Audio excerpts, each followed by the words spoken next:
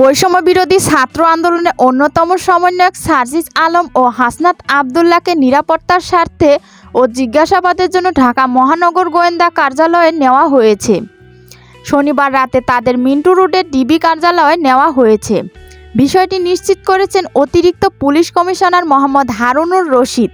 এর আগে সমন্বয়ক নাহিদ ইসলাম সহ আসিফ মাহমুদ ও বারেক মজুমদারকে রাজধানী গণস্বাস্থ্য নগর হাসপাতাল থেকে হেফাজতে নেন ঢাকা মহানগর গোয়েন্দা পুলিশ। এ বিষয়ে ডিবি প্রধান হারুনুর রশিদ বলেন, প্রধান সমন্বয়ক নাহিদ ইসলাম, আসিফ মাহমুদ ও আবু বাকের মজুমদার এই তিনজনকে আমরা শুক্রবার রাতে নিয়ে এসেছি।